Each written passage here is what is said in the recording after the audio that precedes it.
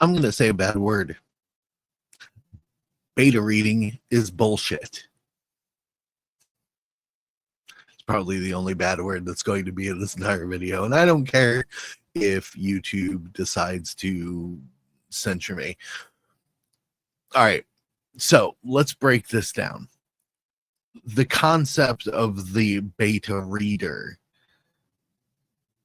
came from early coding, the beta test process. What that was back in the day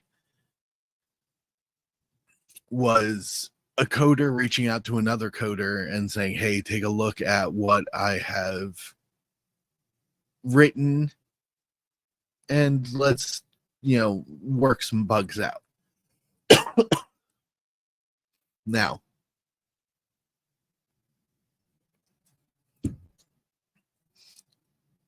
it was adopted by fan fiction writers back in the 90s as some sort of weird new pomp and circumstance around the idea of sharing your fan fiction with somebody and getting feedback, basically getting reviews of your early writing. That's a totally different thing from what it's used for today. And that's why I want to bring this up. Today, we have beta readers who pretend to be a sort of informal editor. And the problem with that is if you're going to use a beta reader as an informal editor, you would want that person to actually be able to edit. It's not your buddy in most cases. And there's a reason why. I'm going to start with the social side of it, and then we'll get into the actual nitty-gritty of fact and objective truth about why beta reading is crap and you're wasting your time with it. Socially, the people that you're going to feel comfortable asking to look at your alpha version, your first draft, your second draft of whatever it is that you've written or created, being a novel, comic book, or film script, are going to be your friends and family. And the majority of you that I speak to and see on social media already state rather openly that your friends and family don't count. So why would you use them in a professional capacity? Think about that for a minute. What you're getting when you lean on friends and family is a subjective analysis. And it's a subjective analysis based on what they know of you. So there's a lot of inference involved. It's not a cold read. Never will be. There's people who know you, they may like you, therefore their opinion is already skewed by your social relationship. They could be quote unquote fans on the internet, which would mean that they have a parasocial relationship with you. I highly doubt you're sending your first draft to someone who hates you. Although that would probably be slightly more useful, because the person who doesn't like you, if they even bother to take the time, will actually point out every single detail that they think is wrong with what you have created. But the people who like you will not. There is a part in everyone's personality, whether they admit it or not, that cleaves to go along to get along. That creates an echo chamber, It creates head pats. And if head pats are what you want, fine, play with beta readers, but don't treat them like they are professional. That's cope. And it's the reason why a ton of the works we see bandied about these days suck.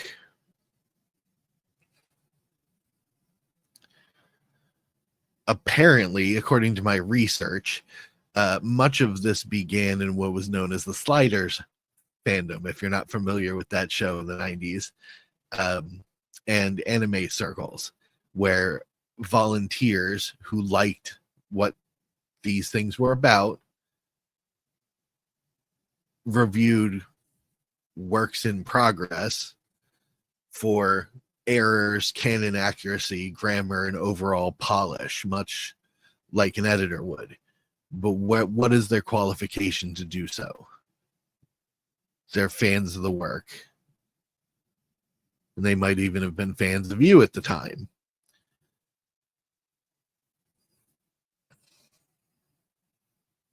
There would be things like what was called the SPAG beta, which was for spelling and grammar, SPAG, or a Brit picker for cultural details. By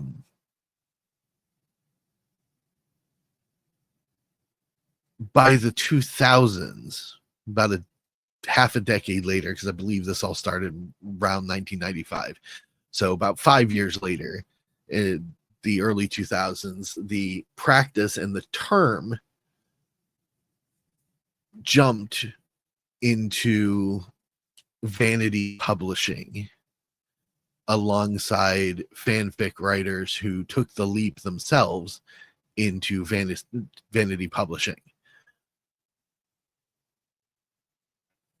They began to refer to the people that they shared their work with before they shared it publicly as the beta reader, because beta tester didn't make sense for something that you just sit and read.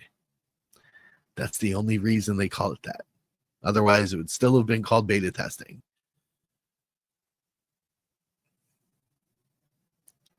There was a common practice, part of the development of marketing for children's books, called an early reader, which was when you sent it out to like a class and had the teacher read the book to the classroom and gauge the feedback of the children.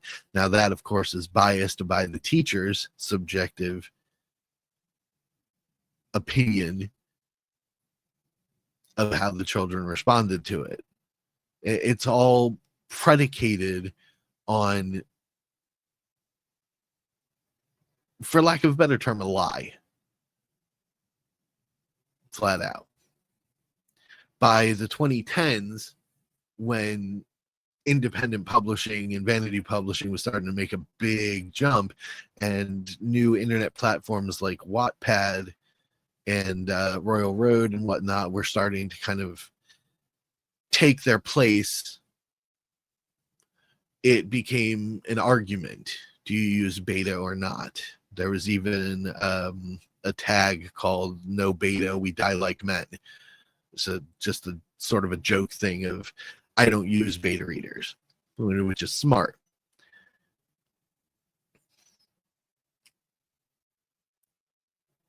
Now, let's get into the nitty-gritty part. Nobody can actually clarify the use of a beta reader. There are platitudes that are stated, like using beta readers will catch issues like pacing and plot holes that self-editing might miss. You know,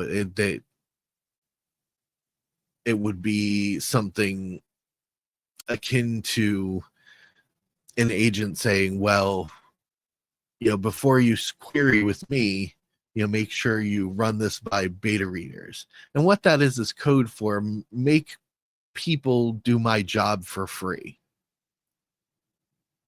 Because it's the agent's job to look at the product that you've created and determine whether or not you can finagle it into something that's worth selling or it needs more time. And that's the lie. The insinuation there is if you use a beta reader, you have a higher chance of submitting a quality draft that my highfalutin, lazy eye might accept. When the truth of the matter is that less than 1% of all books are accepted. And here's the really hard part. This is the brass tacks here. Agents don't give a shit about beta feedback. They actually consider it to be a red flag. So they tell you to use beta readers to make their part of the work easier, but then they dismiss the beta reader feedback.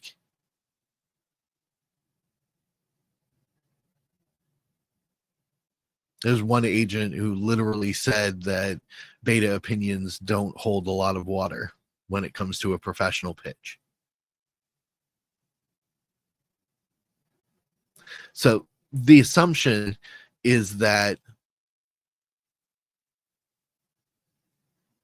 the beta reader is going to catch the things that make your book less good, less quality, less polished, such as the pacing. This part was really slow, or I didn't feel the tension in the scene, or dialogue just didn't feel realistic to me.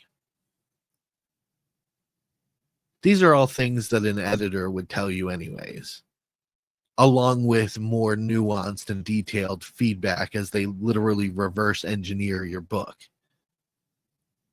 in order to guide you on how to make it better. This is something that I do professionally and I understand as an editor. And I'm telling you as an editor, I would rather you turn in a self-edited draft that you're ready for me to work on than waste your time waiting for beta readers.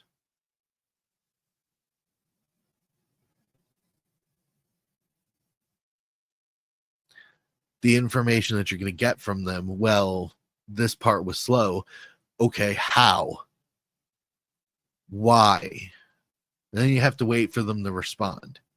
And by the time they respond, if they respond, the answer that they give you is subjective. It's not objective. It's not a fact of what it is that's going on in the particular piece of exposition that you've written. It's just one person's opinion on that particular part. And I'll be flat honest with you. It could just be that they were in a really bored mood at that point. It could be that it wasn't the writing that was boring. They were already influenced by their own life. I can't tell you how many times I've watched a TV show and a particular episode bored me the first way through because I was kind of in one of those negative funk zones. And when I've gone to rewatch the series many years later, that episode turned out to be fantastic because I was no longer in a funk when I watched it the second time around. That's what beta reader feedback is. And yet, your friends and people on social media who may or may not have actually done the work before, I'll tell you that a beta reader is indispensable for democratizing feedback.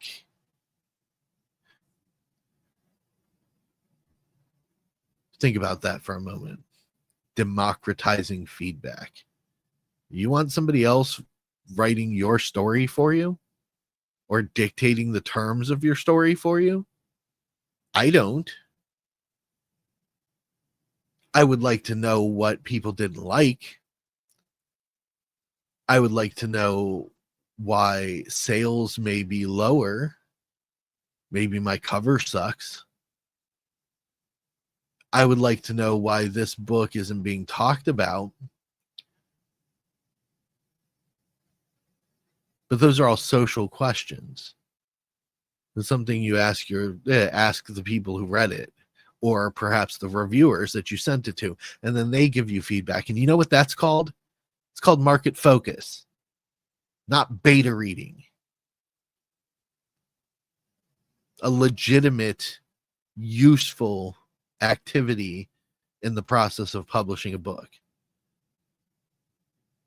Advanced reader copies, or for those who want to call it that, advanced review copies, are designed to get the word spread, but they're also there to give you immediate feedback.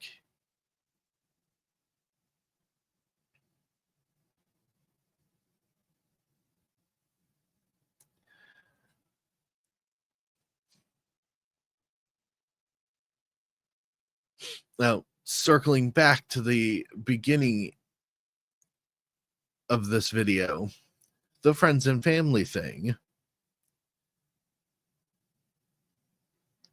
I'm going to read something that was literally written about beta reading and using friends and family, and just going to flat out read it to you so you can understand. Friends and family can be useful beta readers, quote unquote, especially if they're honest, genre savvy, and willing to provide constructive criticism rather than just praise, but they're often not the best choice due to inherent biases, reluctant to hurt feelings, or overly harsh personal stakes. They excel at catching basic issues like typos or emotional resonance from a familiar perspective. But for objective feedback on marketability or plot flaws, diverse strangers or fellow writers are more reliable. Publishing experts recommend using them as a supplement, not your core group, to avoid echo chamber effects that could mislead revisions.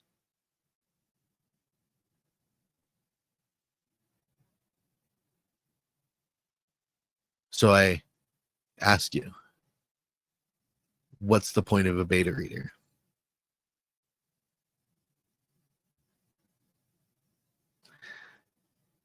Think about it. Feel free to leave comments. Talk to me about your opinions. I'll probably dismiss them because they're opinions. But if you have a fact that contradicts what I've talked about today, I'll be more than happy to check it out. And we'll have an even deeper conversation about it. Maybe I'll even have you up on a video with me to discuss it. Who knows? But anyways, have a good day. I'm out of here. I got books to write.